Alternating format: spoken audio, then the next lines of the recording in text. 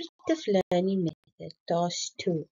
Introduction. What is cooperative learning? Cooperative learning is a teaching method where learners work together in a small group that focus on learner-centered approach of teaching to achieve the same objective of a specific topic that the learners are covering. What is cooperative learning?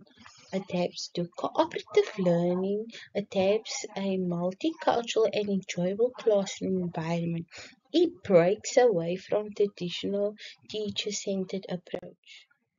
Overview of environments of cooperative learning creates teamwork, creativity, reflection, investigation, evidence, and participation, meaning that the students work together by creating and collaborating with each other, coming with creativities and reflecting on what they've learned through the process of investigation by providing evidence and collaborating, participating with each other of the work. The method and branches of cooperative learning that was chosen relating to the infographic was Jigsaw.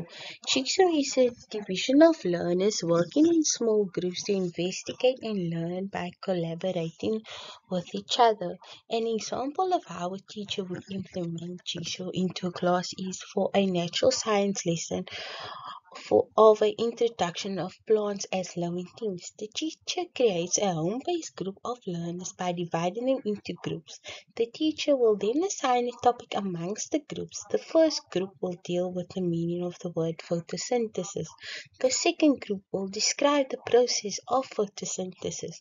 Once the learners are done collecting information, they will then move to the main group to share and receive feedback from what they've learned by the previous group collaboration. Thank you.